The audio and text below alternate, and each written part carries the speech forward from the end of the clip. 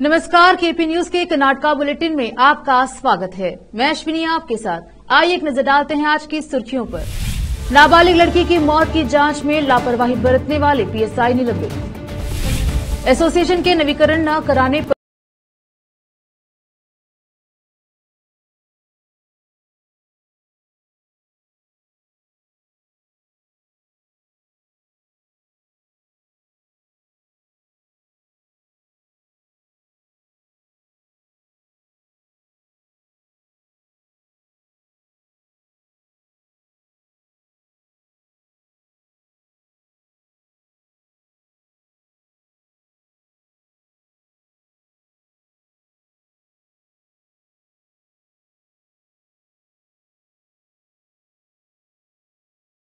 समाचारों का सिलसिला शुरू करते हुए देखते हैं समाचार विस्तार से। पहले समाचार स्थानीय। बीदर जिला पुलिस अधीक्षक चन्नबसवन्ना इस्तिल ने एक नाबालिग लड़की की अप्रकटित मौत के मामले में लापरवाही बरतने के आरोप में बेमलखेड़ा थाने के पुलिस उपनिरीक्षक पीएसआई राचैया मठपति को निलंबित किया है।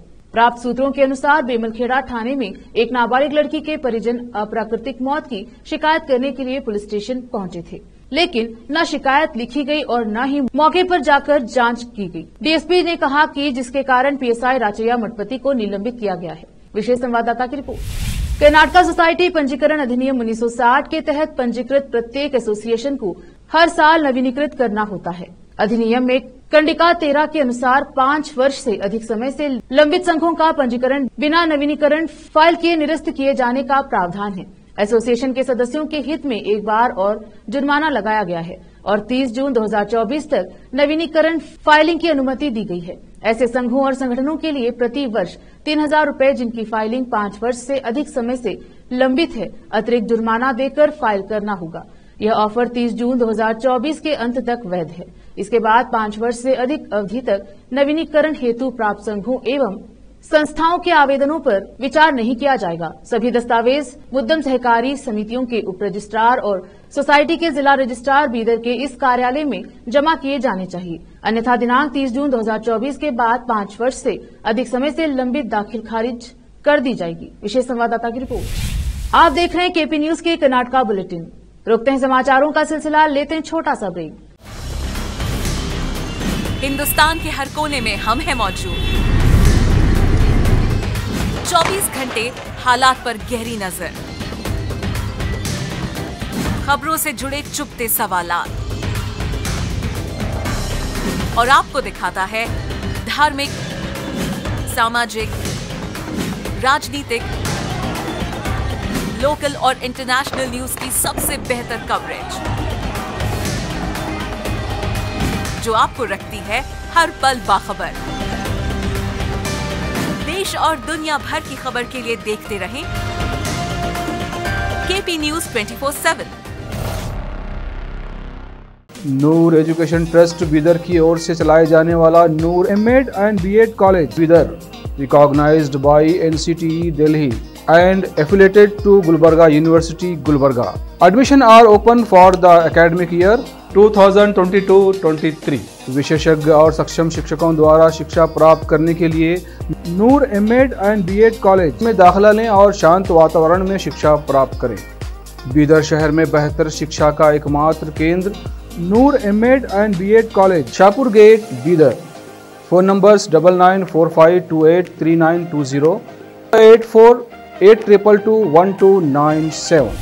ब्रेक के बाद स्वागत है आपका। देखते हैं राज्य के समाचार। बीजेपी जेडीएस की लड़ाई एक अपवित्र गठबंधन है। उन्होंने कहा कि जनता दल सेक्युलर सांप्रदायिक पार्टी के साथ गठबंधन कर रही है। मुख्यमंत्री सिद्धरामैया ने शुक्रवार को कहा कि कुछ विधायकों ने गठबंधन को लेकर नाराजगी व्यक्त की है।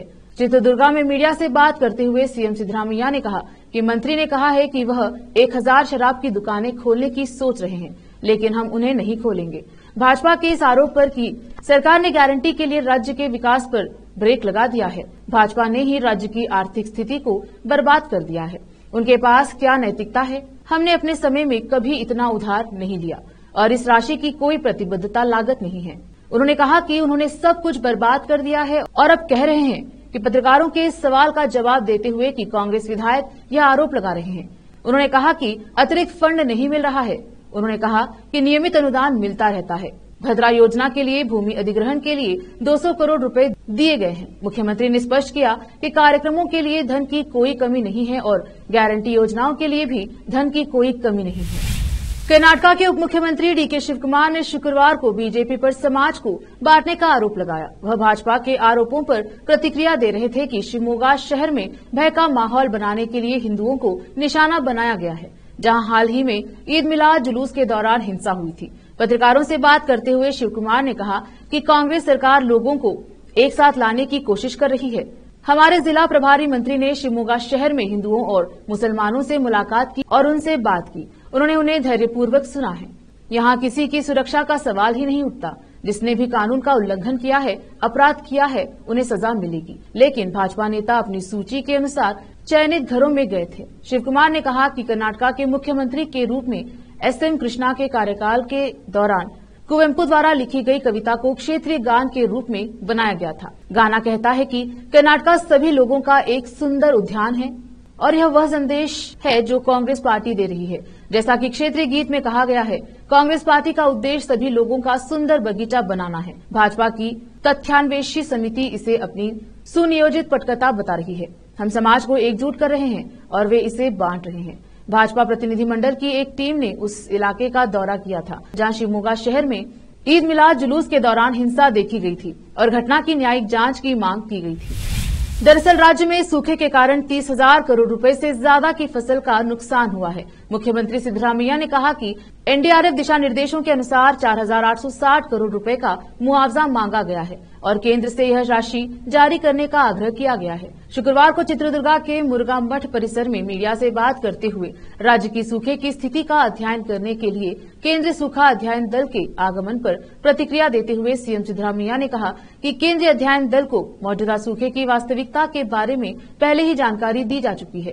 राज्य में स्थिति कुल 236 तालुकों में से 195 तालुकों को सूखाग्रस्त घोषित किया गया है। 30,000 करोड़ से ज्यादा की फसल का नुकसान हुआ है। 42 लाख हेक्टेयर क्षेत्र में करीब 52% फसल खराब हो चुकी है। कृष्णा अपर बैंक और नारायणपुरा जलाशयों के अलावा कावेरी सहित अन्य बेसिनों में पानी नहीं है। केंद्र की गाइडलाइन के मुताबिक केंद्र से 4,860 करोड़ रुपए का मुआवजा मांगा गया है। इस बार हरा सूखा है। केंद्र की अध्ययन टीम 3 टीमों में राज्य के 11 जिलों का दौरा कर रही है। उन्होंने कहा कि केंद्र सरकार को रिपोर्ट सौंपने के बाद केंद्र रिपोर्ट के आधार पर मुआवजा देगी। वक्त एक और छोटे से ब्रेक का, जल्द लौटेंगे ब्रेक के बाद। हिंदुस्तान के हर कोने में हम हैं मौजूद। 24 घंटे हालात पर गहरी नजर, खबरों से जुड़े चुपते सवालात और आपको दिखाता है धार्मिक, सामाजिक, राजनीतिक, लोकल और इंटरनेशनल न्यूज की सबसे बेहतर कवरेज जो आपको रखती है हर पल बाखबर। देश और दुनिया भर की खबर के लिए देखते रहें केपी न्यूज 24/7।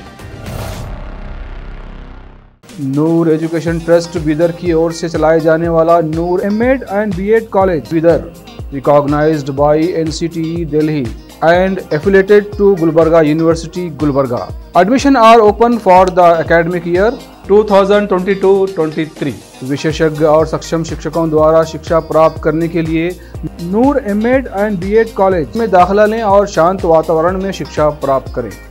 बीदर शहर में बेहतर शिक्षा का एकमात्र केंद्र Noor MEd and BEd college, Shahpur gate, Bidar.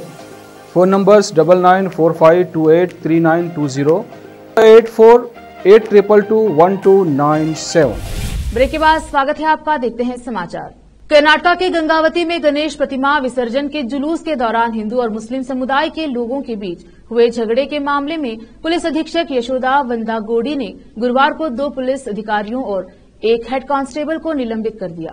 Gangavati शहर पुलिस स्टेशन के इंस्पेक्टर अडिवप्पा गुड़िगोप्पा, सब इंस्पेक्टर कामना और हेड कांस्टेबल मरियप्पा को कर्तव्य में लापरवाही के आरोप में निलंबित कर दिया गया। 3 अक्टूबर को जुलूस के दौरान गांधी सर्कल स्थित एक मस्जिद के सामने कुछ लोगों ने कद्दू तोड़ दिया था। और आग जलाकर पूजा की थी। पुलिस ने आग बुझा दी और सुनिश्चित किया था कि जुलूस आगे बढ़े। पिछले सप्ताह एक अन्य घटना में हिंदू महामंडली के सदस्यों ने गणेश प्रतिमा के विसर्जन के लिए इसी तरह के जुलूस के दौरान मस्जिद के प्रवेश द्वार के सामने मंगल आरती का प्रदर्शन किया। उन्होंने दावा किया कि मस्जिद कभी गंगादेश्वर मंदिर थी। मुस्लिम समुदाय के सदस्यों ने मंगलवार की घटना पर आपत्ति व्यक्त की, जिससे तनावपूर्ण स्थिति पैदा हो गई और उन्होंने जिम्मेदार लोगों को गिरफ्तार करने की मांग की। यह जानने के बाद कि अस्पताल में बीमारी के कारण मरने वाली एक गर्भवती महिला का परिवार चिकित्सा खर्च का भुगतान करने के लिए संघर्ष कर रहा है।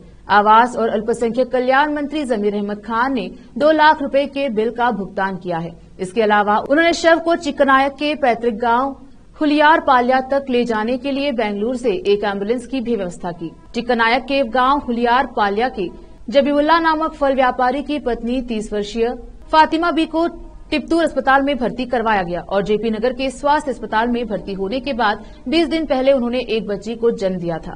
बाद में वह बीमार पड़ गई और उन्हें हसन अस्पताल से बेंगलुरु के क्षेमा अस्पताल में भर्ती करवाया गया और इलाज विफल होने के बाद गुरुवार को उनकी मृत्यु हो गई। अस्पताल में इलाज का खर्च 3,50,000 रुपए था और परिवार के पास केवल 50,000 रुपए थे और उन्हें मृतक का शव ले जाने के लिए 3 लाख रुपए देने पड़े। मंत्री को बताया गया कि अपनी पत्नी को खोने वाले पति को मुश्किलों का सामना करना पड़ रहा है क्योंकि वह पैसे नहीं दे सकते। उन्होंने तुरंत अधिकारियों के माध्यम से अस्पताल प्रबंधन बोर्ड और महिलाओं के लिए वक्फ परिषद के माध्यम से चर्चा की, जिसकी अध्यक्षता स्वयं मंत्री करते हैं। उन्होंने 2 लाख रुपए का भुगतान किया और शव को गृहनगर ले जाने के लिए एक एम्बुलेंस की व्यवस्था की। कर्नाटक सूचना प्रौद्योगिकी और जैव प्रौद्योगिकी आईटीबीटी विभाग ने सूचना विकार ट्रैकिंग यूनिट आईडीटीयू स्थापित करने के लिए एजेंसियों से रुचि की अभिव्यक्ति ईओआई के लिए कॉल जारी किया है। ये चयनित एजेंसियां फर्जी खबरों से निपटने के लिए राज्य सरकार के साथ सहयोग करेंगी। आईटीबीटी मंत्री प्रियांक खरगे ने सोशल मीडिया प्लेटफॉर्म एक्स, पूर्व में ट्विटर पर घोषणा की कि कर्नाटक सरकार गलत सूचना, दुष्प्रचार, दुर्भावनापूर्ण सूचना और फर्जी खबरों को संबोधित करने के लिए पूरी तरह से प्रतिबद्ध है। इस परियोजना के लिए प्रस्ताव प्रस्तुत करने की अंतिम तिथि 16 अक्टूबर निर्धारित की गई है। इलेक्ट्रॉनिक आईटीबीटी और एसएडीटी विभाग के तहत काम करने वाली Karnataka innovation and technology society के आईटीएस ने निविदा प्रक्रिया शुरू की है, जो भारत में पंजीकृत सभी संस्थाओं और कंपनियों के लिए खुली है। आईडीटीयू 3 टीमों से बनी होगी, एक तथ्य जांच टीम, एक विश्लेषण टीम और एक क्षमता निर्माण टीम।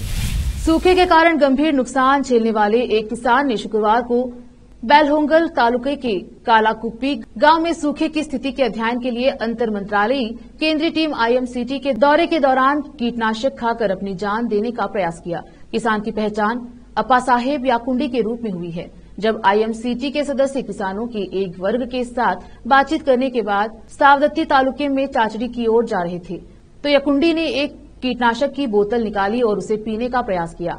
मौके पर मौजूद पुलिसकर्मियों ने बोतल छीन ली। याकुंडी ने संवाददाताओं से कहा कि उन्होंने 40 एकड़ क्षेत्र में मूंगफली, सोयाबीन और अन्य फसलें बोई थीं, लेकिन कम बारिश के कारण नुकसान हुआ है। गारंटी देने वाली सरकार सहित कोई भी किसानों की सहायता के लिए नहीं आ रहा है, इसीलिए उसने अपना जीवन समाप्त करने का प्रयास किया। फिर से एक नजर आज की सुर्खियों पर। नाबालिग लड़की की मौत की जांच में लापरवाही बरतने वाले पीएसआई निलंबित। एसोसिएशन के नवीकरण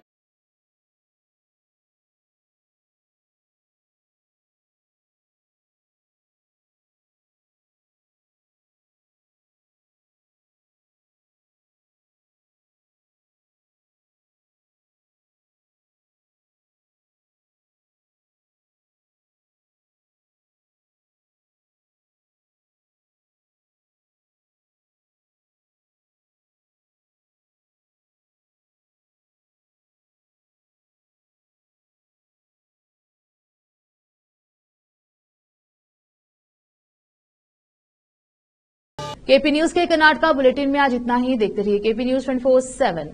धन्यवाद।